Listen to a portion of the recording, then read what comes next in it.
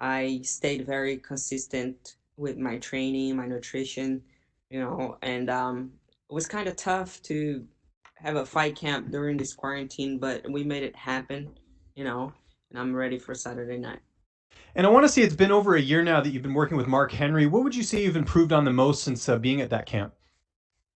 So my phone just showed me today that a year ago was I was driving from Las Vegas to New Jersey. It's like I had a lot of big transitions in my life, and driving across the country to train with Mark Henry and Ricardo has been such of a huge impact in my career. Like I said, it's been a year that I've been working a lot of new things, like bringing new tools to my game and changing mindsets, changing a whole philosophy of training. And it's been amazing. I love Mark Henry, I love Ricardo. I feel like um they treat me like a daughter. I'm they love me so much there, and I feel like this is what I was missing in my career. I left Brazil a couple of years ago to move to America to find good training, but my family is over there. My friends are over there, and I miss everybody so much. I'm the only reason why I'm here. It's for my growth. It's to become a better athlete, a better fighter, you know, because this is what makes me a better person. And I I miss home so much. So having Ricardo and Mark and Frankie Edgar, everybody I have in my New Jersey family helps me a lot here in America. How is your family back home, just with everything that's going on? My parents are they in their 70s. They quarantined. They are scared of what's going on. Especially where they are right now, like in the northeast of Brazil. It's very dangerous right now. So they are over there, and it's tough. Tough times, but at least they healthy now. And how much of a boost was it seeing your teammate Sajara Eubanks win last night? Really dominant victory. It was amazing. So actually for this camp, Sajara moved to my house, and we were beating the shit out of each other the entire camp, and the girl lost his par. So in the like every morning we would wake up and like, what we doing today, Sajara? She would say we sparring. So we spar so much. We grew up so much, like we learned so much about each other, and we quarantined together. And I have a gym in my house, and that's the way the camp was. Was she a good roommate? She's a good roommate too. Yeah. That's good. And last one for me. There's a lot of uncertainty right now with the strawweight division. We don't know what's happening with Jessica Andrade and Rose Namajunas. We have Tatiana Suarez still on the sidelines with injuries. Do you feel like an impressive win here could potentially get you in the title picture, just with everything that's kind of logjam right now?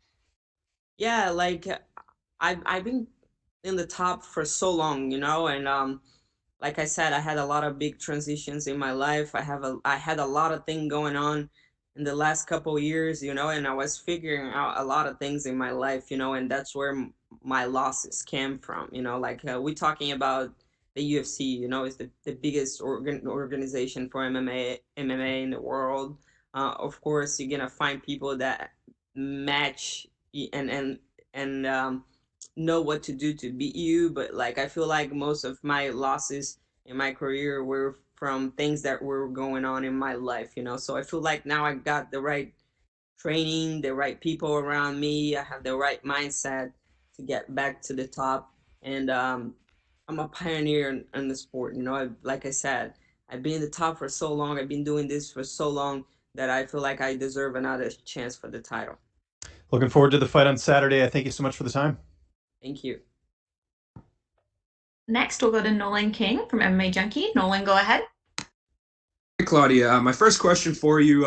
Let's talk about the matchup with Angela Hill a little bit. When her name came across your table and you signed the contract, I mean, what was going through your mind, and how do you view the matchup now with her? Um, I was I had a fight lined up against Marina Rodriguez, after that my nightmare that happened in January with Alexa Grasso, that she didn't make weight. was kind of like I was frustrated, you know, because I spent like 3 months in New Jersey through the winter training so much for that fight, and she didn't make weight. So I was like, shit, what am I gonna do now? And Marina Rodriguez stepped in, but she asked for a little bit of time. So like I was expecting to fight in February or March, but she asked for April or May. So the fight was booked to May 2nd. And then with this whole thing going on now with the coronavirus, they canceled the fight. And then they couldn't bring Marina to America. So um, they talked to Angela Hill. She said she needed a couple more weeks to get ready because she wasn't really training. And I was like, well, at this point, you know, I'll fight anybody. You know, if she steps in, let's go, let's do this.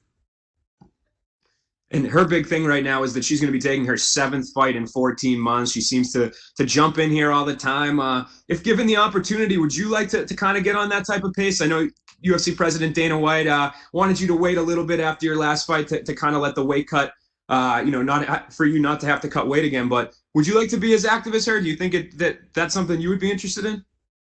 Um, I feel like my health is way more important than all of this. You know, of course, fighting. It's my life. It's my career. It's what makes me a better person, a better athlete. You know, like, but my health is way more important. You know, like as long as I'm healthy, making weight every other month, I would be cool with that. You know, but I don't think it's healthy for me to like drop 15 pounds every other month.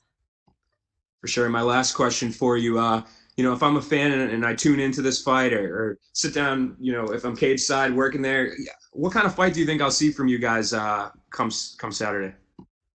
I feel like Angela's gonna like come after, you know, like she's very confident right now because she won her last couple fights, you know. But I'm a different breed, you know. Like like I said, I've been fighting for so long. I have a lot of experience, you know. And if she comes forward, she'll find a nightmare. Appreciate the time. Thank you. Thank you. Next, we'll go to Gabriel Gonzalez with Cage Side Press. Gabriel, go ahead. Hi, Claudia.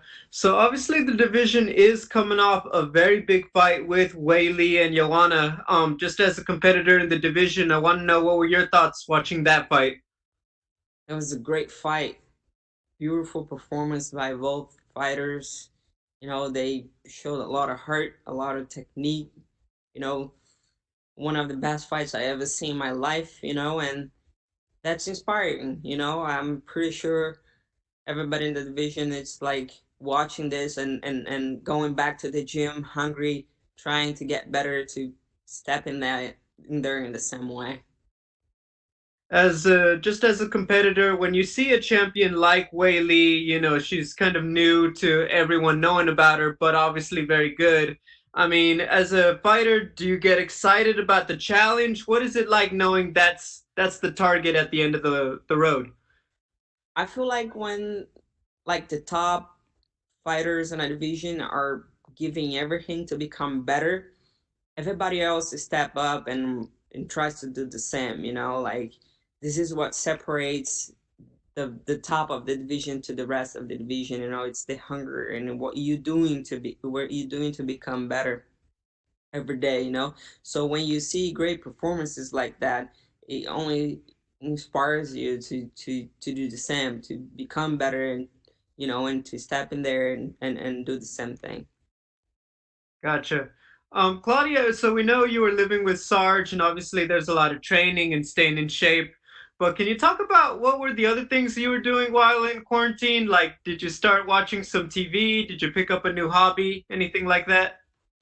Oh man, like my life didn't change that much, you know, during this quarantine because I have a crazy work ethic, you know. I work a lot, and I feel like my day, since the time I wake up to the time I go to sleep, I have a routine that it's gonna make me a better athlete, you know. So um I don't need much to make that happen, you know? Like I read a lot, I watch a lot of tape, and I train a lot, and I try to hang out with a little bit of people that I know um are people that are good for my life, you know? So it didn't change much for me. And having Sajara in the house was amazing because like we would wake up every day and look to each other and like, let's go, let's do this, and we would train our day all day and then do our own thing. Final question. Everyone's talking about that in the arena because there's no fans, it's so quiet and everyone's listening to the commentators and almost getting advice from there also. Have you thought about what it's going to be like, the experience with no fans? Yeah, actually, like I started fighting when the women's division was not in the UFC, right? And um, it was back in like 2008, I think. And I fought in various more organizations in Brazil where there was not a lot of people watching, you know. So it's kind of like bringing me back those memories, and I feel like I'm gonna be okay with it, especially because also I was part of the Ultimate Fighter 23rd, and I had the experience of being there with my fighters for 6 weeks, so it's kind of like the same. Thank you, Claudia. Welcome. All right, that's it, Claudia. Thank you so much. Thank you.